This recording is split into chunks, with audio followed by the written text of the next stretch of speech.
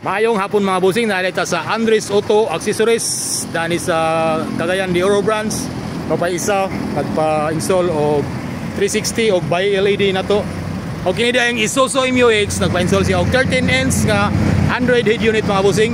Kani pa ta mo sulod mo ni ang atong para calibration. Og pakita nako ang atong front nga camera mga boss, naka-screw og to apoy atong side camera. So ato yung gibangagan na pero tsara po tanahon og naapod sa pan mga boss. Okay, mosulod ta sa sulod tanahon na to og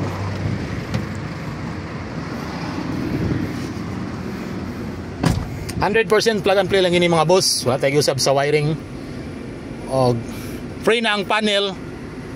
Og naana po USB para sa tulo na siya ka USB para sa music og sa storage sa recording.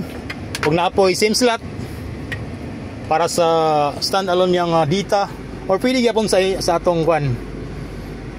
Dan sa CarPlay Android Auto i-connect lang nato dinhi. Pwede sa iPhone mo ni atong 3D view, 2D view.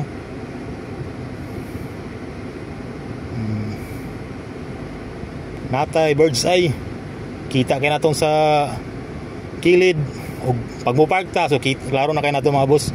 So dinita sa mga apps napay sa Play Store mga boss, pwede na itong ma-downloadan kung sa itong ganahan ng mga apps na Netflix, na YouTube, Waze.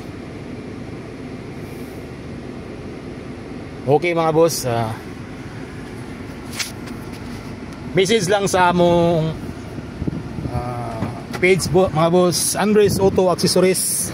Nata rin sa Zone 7 Baraupol Diversion Road. Daplin na kita sa dalan. Og kapaisa nagpa-install mga boss og 360. So thank you mga boss. Peace.